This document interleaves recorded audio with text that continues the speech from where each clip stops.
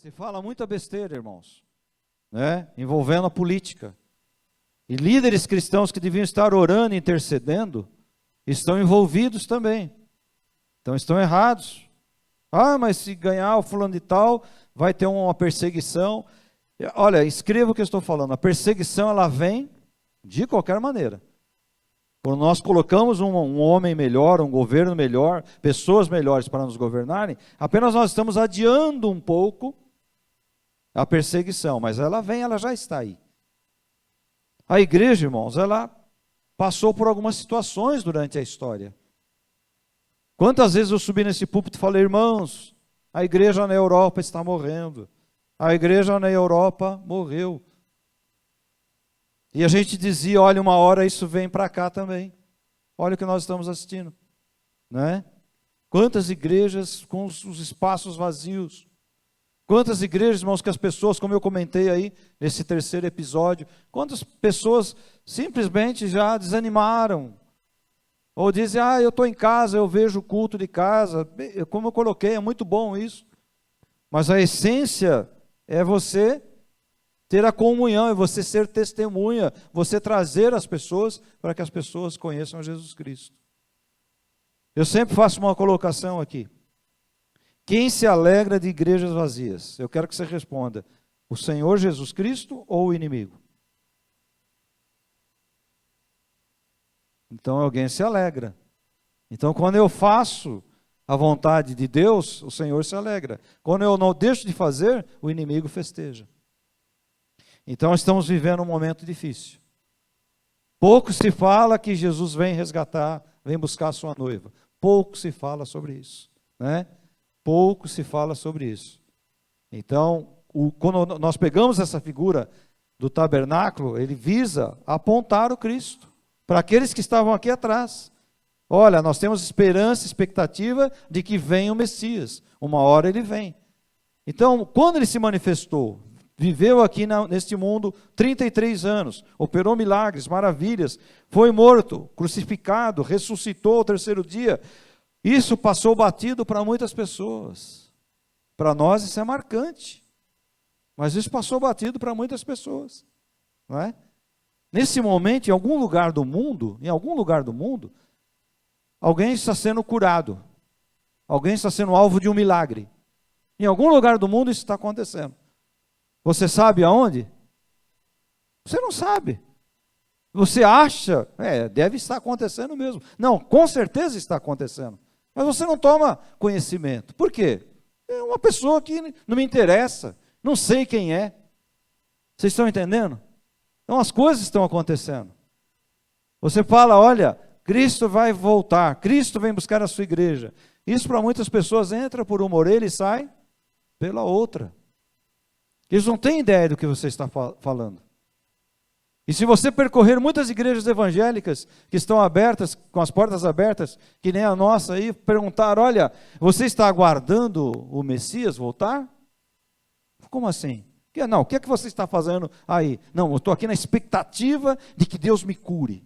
Eu estou aqui na expectativa que Deus faça um milagre. Eu estou aqui na expectativa de que eu possa prosperar financeiramente. Esta certamente será a resposta de mais de 80% das pessoas. Tenham certeza disso. Sem pretensão de julgar. Mas é uma constatação que nós fazemos. Por quê? Porque a visão ela se perdeu. Aquela visão inicial, olha, nós temos que nos preparar porque uma hora vem o Messias. O que é que você aguarda? A manifestação do Messias, do Cristo.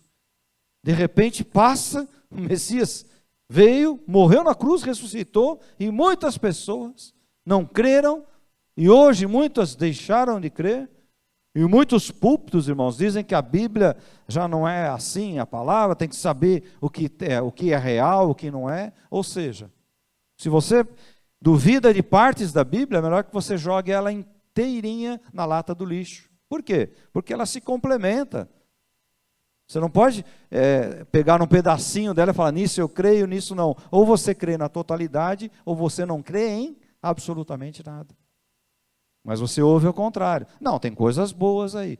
Coisas boas tem mesmo. Tem na literatura de Buda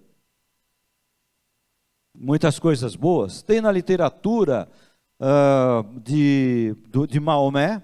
Não sei quantos já leram aqui, tem muita coisa boa, porque foi tirado inclusive das Escrituras. Então, qualquer religião apresenta alguma coisa boa, todas elas. Mas você tem que ter o quê? A realidade, você tem que estar apontando para aquele que vem resolver a coisa, resolver a situação. Não sei se vocês lembram de uma ilustração que eu contei aqui várias vezes, de um homem que estava andando e caiu num buraco. E ele não conseguia sair do buraco, e ele escutou uns passos, ele falou, opa, alguém vem aí. E pediu socorro, e quem passava era Buda. E ele falou, olha, me tira desse buraco. E Buda falou, olha, fecha os olhos, e vai imaginando que não existe buraco, não há buraco, isso é uma coisa da sua imaginação. Olha, e ele foi percebendo que não existia buraco, que coisa maravilhosa. Buda foi embora, e quando ele abriu os olhos, ele olhou e estava dentro do buraco. Aí ele escutou passos novamente, e de repente era um outro iluminado, um outro líder espiritual, e ele falou da mesma forma, me tire desse buraco, e aquele líder falou, agora você vai fechar os olhos, você está escalando os muros, você está subindo, você está saindo do buraco, pronto, você saiu do buraco. E aquele líder foi embora, quando ele abriu os olhos, ele continuava no buraco. E na terceira vez ele escutou passos e era Jesus. Ele falou, Jesus, eu estou no buraco. E Jesus imediatamente estendeu a mão e o tirou do buraco, na hora. Jesus faz assim. Jesus não é filosofia. Eu gosto de filosofia. Tem livros na Bíblia que trazem filosofia, é muito bacana. Mas o que nós precisamos é de certeza, de salvação. E certeza só tem em uma pessoa, na pessoa do nosso Senhor e Salvador, Jesus Cristo. O tabernáculo, então, vai apontar essa pessoa. Vamos aí para o próximo slide.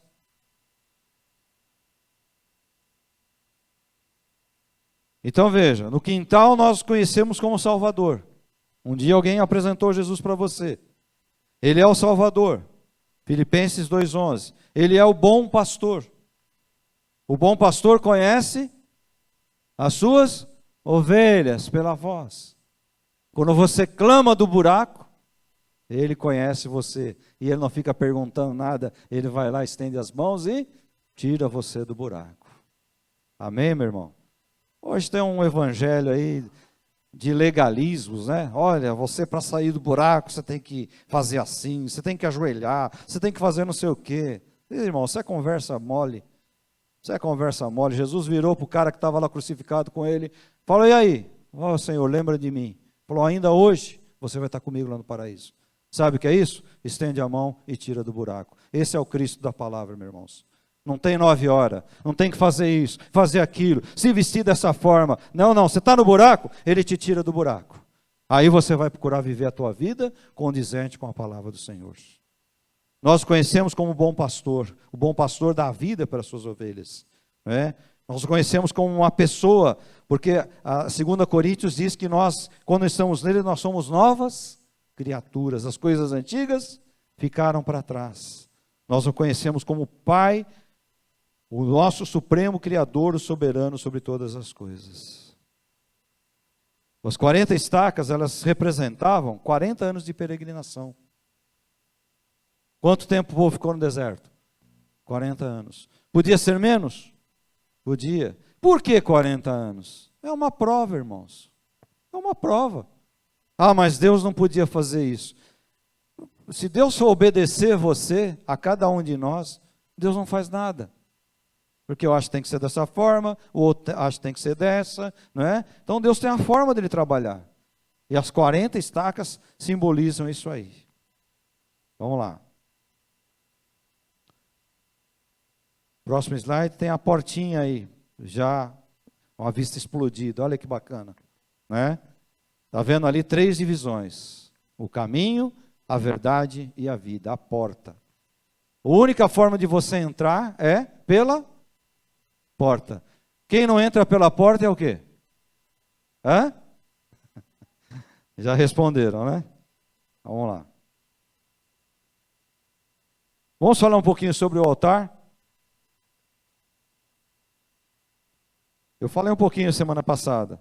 O altar, os sacrifícios eram queimados. Os animais eram queimados. Você imagina como é que era o trabalho aí? Vamos colocar. Coloca o próximo slide aí. Olha aí, uma figura do altar no próximo slide. Você imagina como é que era esse lugar? Cheirinho gostoso de perfume? Cheiro de sangue? Carne queimada? Não é? Porque quem estava trabalhando lá? Os sacerdotes. O que eles estavam oferecendo? Sacrifício. O que representa o sacrifício? A minha vida, a tua vida. O que representa o sacrifício? Alguém que subiu na cruz para morrer por você. Você subiu numa cruz para ter salvação, certeza da sua salvação? Eu nunca subi. Você ficou ajoelhado em cima de pedras ou de grãos de milho? Eu nunca fiquei, não é? Eu recebo a salvação pela graça. A salvação é dada a mim de forma gratuita. A palavra diz que o dom gratuito de Deus pela vida de Jesus Cristo é aquilo que nós ganhamos como vida eterna. Isso não vem dos nossos méritos. Isso é dom, é presente do Senhor. Amém, gente? Ou nós cremos ou não, não é? Ah, mas é difícil acreditar. Eu sempre digo, é pela fé. É pela fé. Você às vezes, como o exemplo que eu sempre digo, você vai ao médico, ele te receita remédio. Você não vai saber se ele tem diploma ou não. Onde ele se formou ou não. Quantos anos de experiência ele tem ou não. Você pega a receita e vai tomar o remédio e nem lê. Duvido que alguém leia aquelas bulas que vêm. Que é que se você lê, é que você não toma mesmo. Não é? Mas você acredita naquilo ali. Fala, eu preciso melhorar. Então eu vou tomar confiando naquilo que aquele profissional fez por mim. Quem tem automóvel aqui, levanta a mão. Levanta a mão. Bastante gente. Você sabe que no automóvel, quando você está indo para frente e o carro pega o embalo, tem um negocinho lá que se chama freio, breque. E vamos supor que um dia você pisa e não tem nada. Aí você puxa o freio de mão, dá um jeitinho, reduz a marcha, para o carro, procura um socorro mecânico e fala para o cara, olha, eu vou descer a serra agora e é lá. Você sabe como é que é. E eu preciso que você conserte. Aí você vê o cara arrumando lá, você não bota muita fé. Ai, ai, ai. Aí você desce a serra. Na primeira curva você faz o pé, fincar no freio, ele vai lá, e você vai assim até o fim. Você não foi lá, perguntou, olha, de quem você já consertou o carro, consertou o breque do carro? Eu nunca consertei de ninguém. Você é o primeiro, não é? Você vai lá, irmãos, monta no carro e confia. Você não vai saber, olha, me fala quem foi aqui no bairro, para saber se não teve nenhum acidente. Você faz isso? Você confia. Você põe a tua vida em risco. Olha, o cara consertou meu carro e eu fui viajar com ele. Poxa, e se o cara tivesse feito alguma coisa errada? Eu morria, eu e quem estava comigo. Ou ficávamos todos aí com um problema de físico, capotava o carro, alguma coisa. Você confia. Da mesma forma, irmãos, nós temos que confiar na Escritura Sagrada. Amém? Só que essa fé não vem de nós, né? Ela vem da palavra. Então esse altar aí simbolizado, temos um outro aí, uma outra imagem, é o próximo slide. Olha um pouquinho do altar. O sangue tinha que ser derramado. Por que tem que derramar o sangue? Porque a pessoa, ou o animal, ou lá a coisa que é oferecida tem que morrer. Sangue derramado. A medida do altar era 5 por 5, por 3 de altura. 5 mais 5 é 10. O que tem a ver 10? É o número da Trindade e o número da perfeição de Deus. Isso aqui, irmãos, não é para a gente falar, olha, está vendo? Agora vamos fazer 7 semanas de conquista. Vamos fazer 10 semanas de oração. Não, irmãos, não é para isso. Isso aqui é simplesmente para nós entendermos que quem deu todas as ordens, olha, faça de tal medida, faça 5, faça 10, faça 3, faça 7. Quem deu as medidas foi Deus. E por que ele deu essas medidas que batem uma com a outra? Porque ele é perfeito, irmãos. E tudo aqui visa apontar aquele que também é perfeito, que é o Senhor Jesus Cristo. Amém? Glória a Deus. Eu fico empolgado, vocês sabem, né? Como eu gosto disso aqui. Então, toque nas pontas do altar, onde tinham 4 chifres, simbolizava o escape. Ou seja, agora vem o sacrifício e eu toco. O que significa? Que o meu pecado foi levado. Não é? Levado. Aquela grelha naquela figurinha do altar permitia que o ar entrasse. Por quê? Onde bate o ar, o que acontece com a chama? Ela vai ficando acesa, né? E a oferta ela tinha que ser completamente consumida. Ou seja, a oferta ela tinha que ser perfeitamente queimada para ser oferecida diante do Senhor. Então o altar representa o sacerdote ali. Ele vai lá na porta, porque da porta para dentro do átrio ninguém entra. O ofertante parava ali ele é apresentado a Cristo, então ele dá lá a sua ovelhinha, o seu cabritinho, a sua cabritinha, o sacerdote pega, vai levar, coloca lá, esparge o sangue, tira a pele, coloca lá a oferta e queima. E tudo ali tem que ser queimado. Por quê? Tudo isso que ele faz é no sentido do quê? De que aquela oferta é para a purificação dos pecados daquela pessoa. O que é isso, irmãos? É a pessoa do Senhor Jesus Cristo sendo colocada na cruz do Calvário. Então tudo que você faz é adorando, devotando, dedicando, ofertando. Quem é o nosso sacrifício perfeito? Coloca aí a última frase desse slide aí.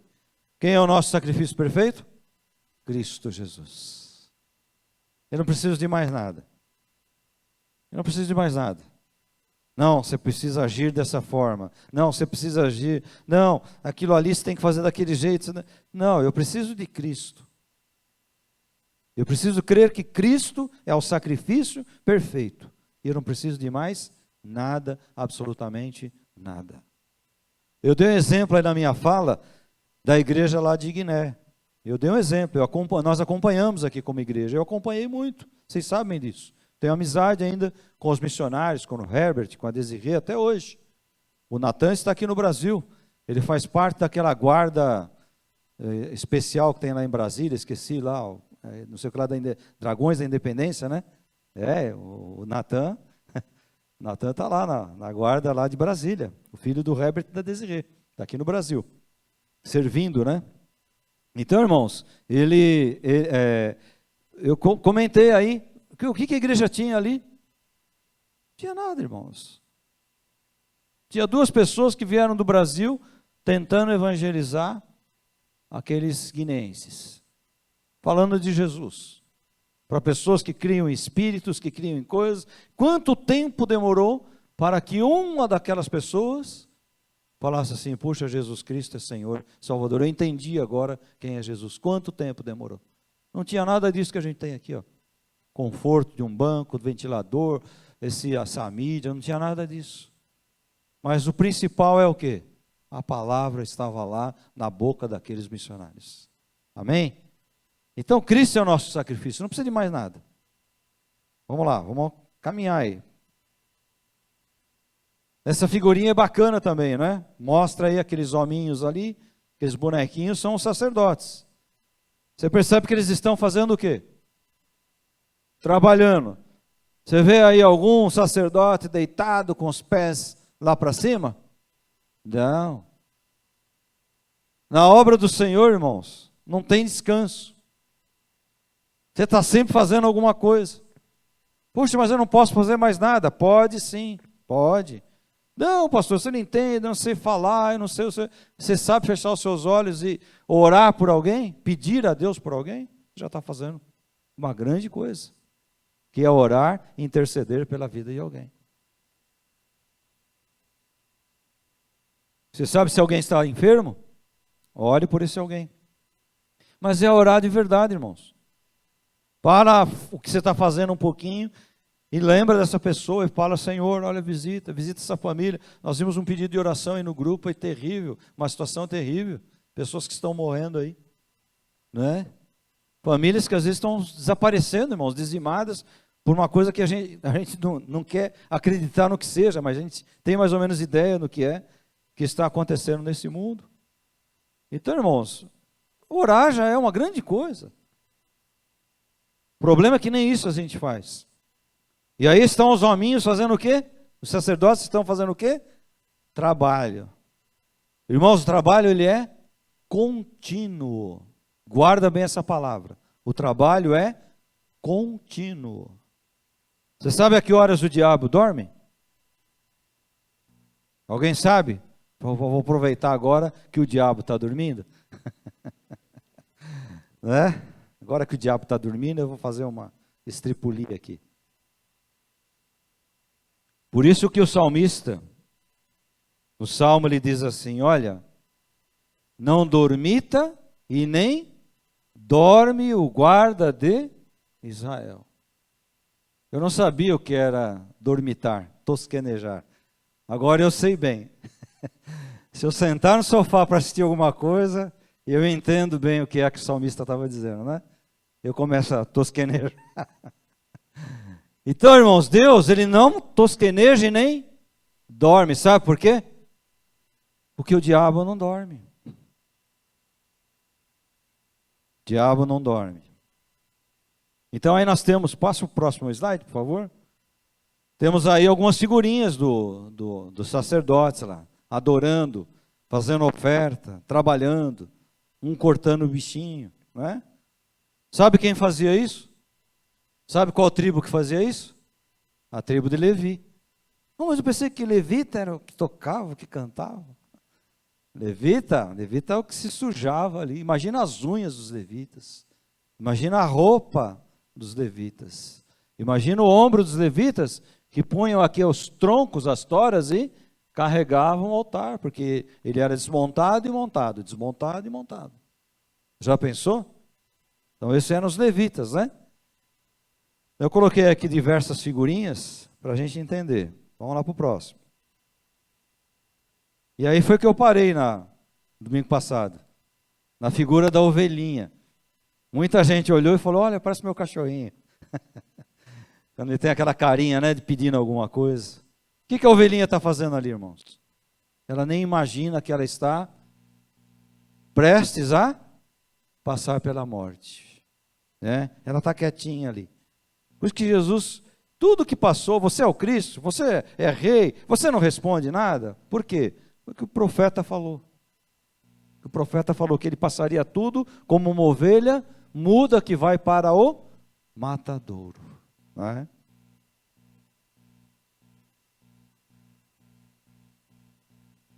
Então, depois de todo aquele serviço sujo, vamos dizer assim, aquele local cheirando mal, cheirando a carne queimada, é o pecado, é o cheiro do pecado. O sacerdote agora ele se encaminha para entrar na tenda.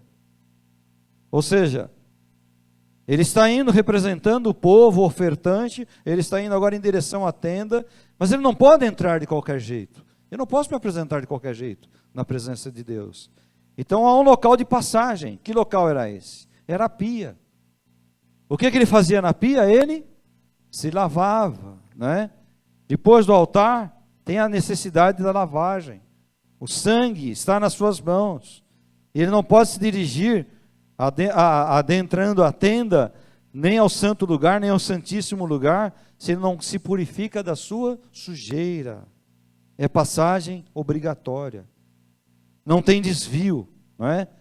Então, irmãos, a necessidade da limpeza significa uma vida de santificação que nós devemos ter a cada momento da nossa vida. Estava conversando com um pastor, ele falava: olha, a idade ela me fez desistir de algumas coisas que eu fazia. Já tem uma boa idade ele. Ele falou: eu parei de fazer algumas coisas porque eu não tenho mais graça. E eu percebi que esse tempo que eu parei, eu posso dedicar mais a Deus, né? Então, irmãos, isso depende muito da nossa vida. no nosso dia a dia com o Senhor. Ofertar a Ele, colocar a nossa vida no altar. Então, essa passagem ela é obrigatória. O sacerdote não podia passar pela pia e já entrar na tenda, não, era obrigatório. Ele tinha que passar e se lavar, ou seja, é obrigatório na vida da gente termos esse momento de limpeza, de santificação. Não posso prosseguir com as mãos sujas, não posso prosseguir com o rosto sujo, eu tenho que me lavar, eu tenho que passar pela pia da lavagem. A pia era um tipo de cobre, um metal, que as mulheres usavam para fazer os seus espelhinhos. Quanto mais a pessoa conseguia dar o polimento no metal ou no cobre, mais você conseguia ver o quê? O semblante. O apóstolo São Paulo fala assim: agora nós o vemos meio que por oculto, né? Pelo espelho, pelo reflexo, mas um dia nós o veremos como ele é. Por que ele fala isso? Porque não tinha espelho como nós temos hoje. Tem até uns espelhos bacanas, você já viu? Nos espelhos que tem parque de diversão, você chega lá barrigudo, aí você olha, tá magrinho, né? Eu precisava achar um desses aí para pôr lá em casa, para quando eu for pôr meu terno, o botão ficar aqui quietinho, né? Então, meus irmãos, era um metal cobre polido, né? Tipo desses espelhos que as mulheres ofertaram. Ou seja, agora eu não posso mais olhar o meu rosto, por quê? Porque eu ofertei o meu espelho. Para quê? Para ser derretido e ser confeccionada a pia onde os sacerdotes vão se lavar. É interessante, né? Quando ele ia se lavar, o sacerdote viu o que lá? O rosto dele refletido. Mas de forma completa? Não. Todo ele o quê? Distorcido pelo movimento das águas e pelo brilho, né? Que não é por igual do cobre. Então ele vê o rosto apenas um reflexo daquilo que está ali. Ou seja, quando eu olho para o tabernáculo, eu vejo uma simbologia. Quando eu olho para Cristo, eu vejo o autor e consumador da fé e da salvação. Por isso que o apóstolo São Paulo ele diz: um dia nós o veremos como ele é. Como será que é Cristo, né, irmãos? Eita! Deve ser muito lindo, se é aquele que é narrado lá em Apocalipse. Próximo slide tem uma piazinha aí, o sacerdote. O que é que ele está fazendo ali? Ele está trocando a água, tem que estar sempre limpinho, não é? Por isso que eu digo, o trabalho não para em nenhum momento, ele é contínuo. Ele é contínuo. Pode pôr o próximo slide. Olha aí, várias figurinhas de pias, né? De lavagem. Várias aí. Para a gente entender um pouquinho. Tá? E aí a figura do tabernáculo. Olha lá, a pia bem em frente. Esse aí é de verdade, viu, gente? Se você pesquisar na internet, um irmão da igreja que me passou, né? Esse tabernáculo ele foi erigido lá numa parte do deserto lá em Israel. Então, quando as pessoas vão determinadas viagens turísticas, às vezes eles conseguem entrar nesse lugar aí.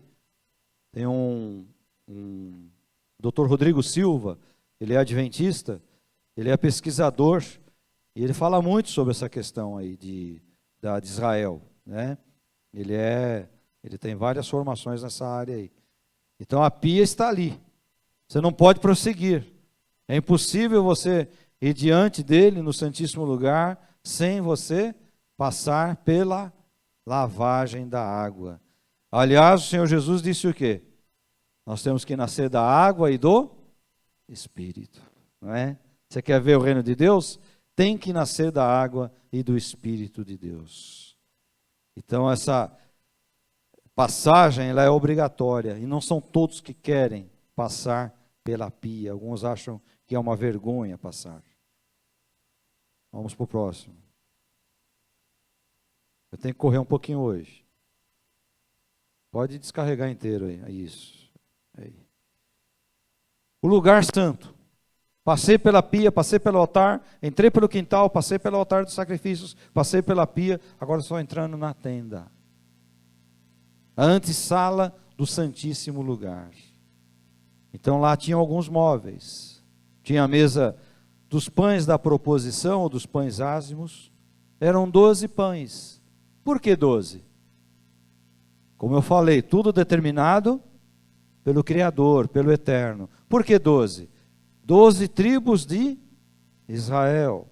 12 são os apóstolos do Senhor Jesus Cristo. 12 são as portas da cidade celestial que está lá no céu. 12 são as pedras preciosas que estão lá e que simbolizam a entrada de cada uma dessas portas. Então é um simbolismo muito grande. Não é? Do outro lado está o candelabro de ouro. Por que ele é de ouro? Nós vamos dar um capítulo especial só para o candelabro. Está ali o altar de incenso, também coberto de ouro. Porque aquele preparado ali de incenso, ele queimava ali, perfumando o lugar. Como se fossem as orações que eram feitas ali. Então o santo lugar separava a cortina de entrada e lá dentro separava um outro ambiente que existia, que era o Santo dos Santos, ou o Santíssimo Lugar. Lá estava uma cortina, que foi a cortina que se rasgou no dia da morte de Senhor Jesus Cristo. Vocês lembram do Evangelho? Rasgou-se o véu do templo. Como ele se rasgou? De cima para baixo. Por quê? Porque o Senhor deu a sua vida por nós aqui na terra. Lembram das estacas? Lembram? As estacas, os tirantes vinham de cima para baixo. E lá tinha o bronze. Por quê? É o sinal de sofrimento. Cristo deixou a sua realeza, veio ao mundo, morreu. Mas a estaca ela volta vitoriosa, porque o Senhor Jesus Cristo venceu a morte. Aleluia. Glória a Deus. Pode passar o próximo aí, nós vamos ver a cortina. Olha lá. Está vendo esse negócio luminoso, grandão aí? Deixa eu ver. Está do lado de lá, não é? Está vendo aí? Luminoso, grandão. Isso é o candelabro. As pessoas falam, olha, o candelabro igual do tabernáculo. Olha, eu tenho um candelabro. Não, você tem uma miniatura. Porque ele era grande, pesava quase 40 quilos. Não é? Ouro puro. Nós vamos falar dele depois. Estão vendo que tem um leãozinho ali?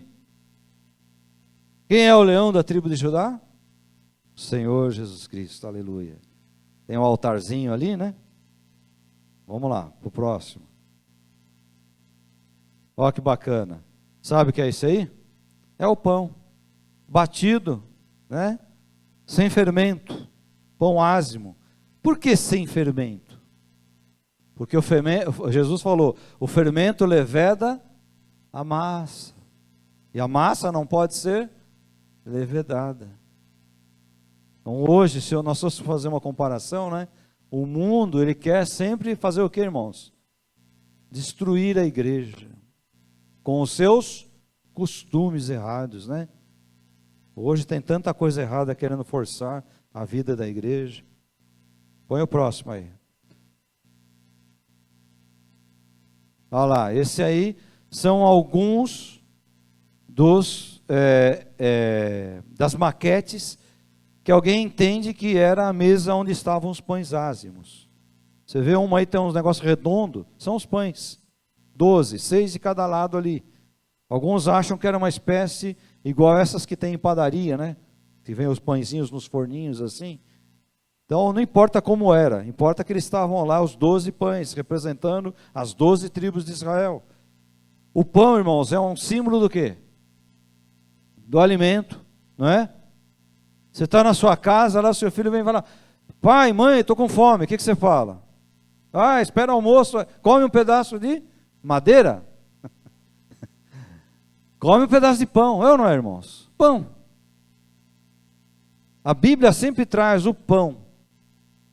Você pega aqueles filmes de faroeste, aqueles caras que viviam, e aquilo é verdade, né? Baseado em fatos verídicos, aqueles pioneiros que desvendaram partes de vários estados nos Estados Unidos da América, o que é que eles levavam? Alforje com água e o quê? Pão. O que é que Jesus tinha sempre, irmãos, ali para se alimentar? Pão. Pão e água. Então o pão é o símbolo do alimento comum. Jesus, ele veio como pão da vida, ou seja, Jesus, irmãos, ele é acessível, não é para o rico. Jesus é para todos. Todos têm acesso a Jesus. A salvação é para todos, é para o rico, é para o pobre, é para aquele que tem muita compreensão intelectual, é para aquele que não tem compreensão nenhuma. O pão é para todos. Difícil achar alguém que fala, eu não gosto de pão. Eu acho que eu não conheço ninguém que fala que eu não gosto de pão, mesmo que não gosta, mas come um pedacinho do pão, porque é o alimento básico, fundamental, acessível a todos. Assim é a pessoa do Senhor Jesus Cristo. O próximo slide mostra a vista aérea do lugar santo.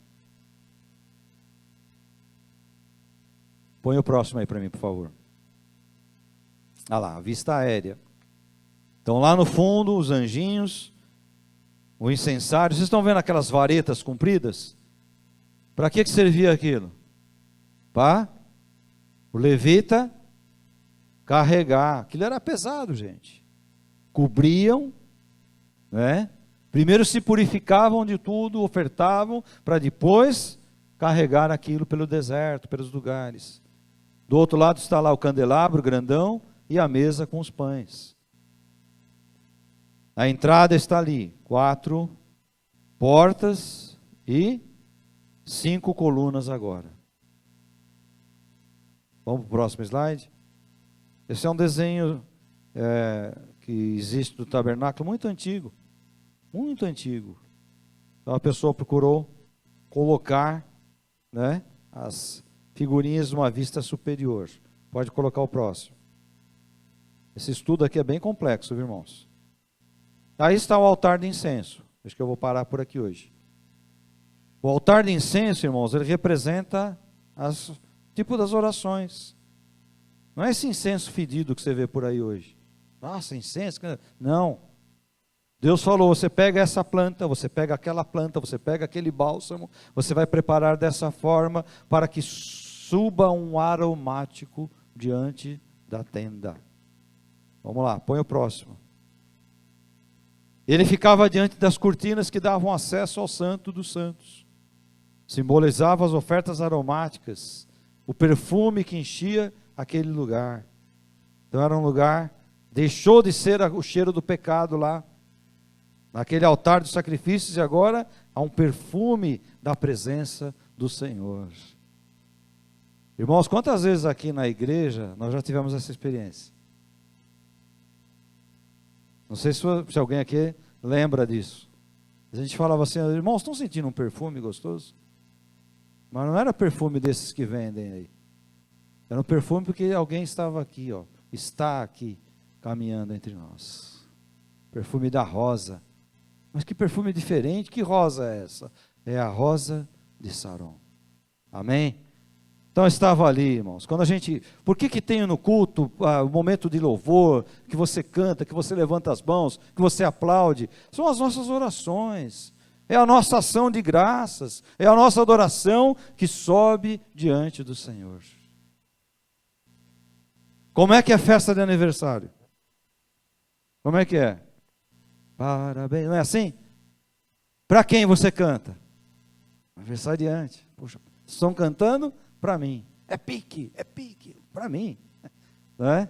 Quando nós louvamos a Deus, levantamos as nossas mãos, aplaudimos, nós estamos fazendo subir a nossa adoração como incenso aromático diante da presença do Senhor. Por isso que faz parte do culto. Ninguém inventou isso aí, não. Alguém fala, quem inventou isso aí? Talvez um modelinho, né? O modelinho talvez seja nosso, a liturgia. Mas quem inventou isso aí? O Criador. Ele quer receber a adoração dos seus filhos. Ele se alegra em receber a adoração. A natureza exalta o Criador. As plantas exaltam o Criador.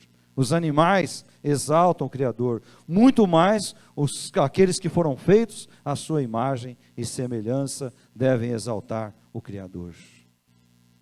Então é aquilo que torna o ambiente gostoso, né? Gostoso, irmãos. Como é gostoso quando você está solto na presença de Deus, não tem ninguém te olhando, te apontando, olha, aquilo ele fez isso, aquele. Você tá nem aí, você está com as suas mãos erguidas e levantando um louvor e dizendo: Santo, Santo é o Senhor, o único que morreu na cruz e ressuscitou por mim. Louvado seja o nome dele. Próximo aí.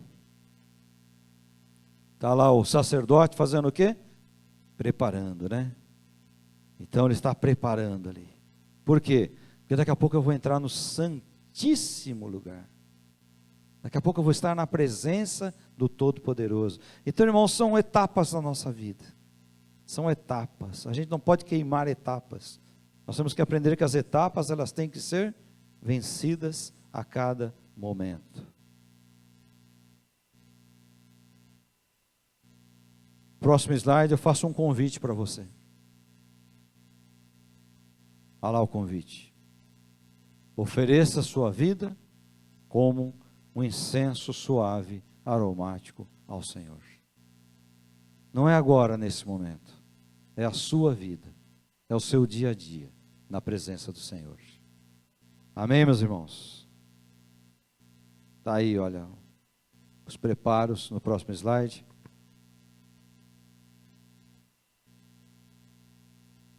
Os elementos que o sacerdote colhia para preparar o incenso. Está ali nas mãos deles ali, né? As raízes, os bálsamos que ele pegava para fazer a mistura, para depois queimar diante do Senhor. Esse aí vai ficar para a próxima ministração. O candelabro de ouro puro. Esse é o meu preferido nesse estudo. Amém, irmãos? Fiquem em pé um pouquinho, vamos orar. O pessoal depois vai finalizar com um hino. Irmãos, esse tempo todo de vida cristã, tempo todo aí de trabalho na igreja, no seminário,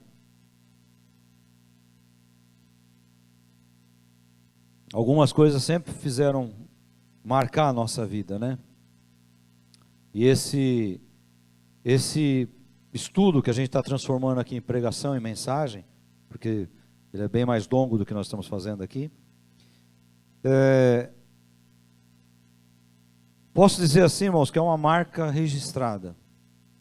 Eu sempre gostei disso. Desenvolvi isso aí no seminário, lá muitos anos atrás, fazendo pesquisa, até a gente ter essa oportunidade, né, do desenvolvimento, dessa tecnologia. Você hoje buscar fotografias reais, maquetes, facilidade que nós temos nos dias de hoje. Então, para mim, isso aqui, irmãos, tem uma importância muito grande. É uma coisa assim que para mim vale muito, não é? Por quê? Porque tudo que eu vejo aqui mostra, aponta para a figura do meu Senhor, do meu Salvador, do teu Senhor, do teu Salvador Jesus Cristo. Amém?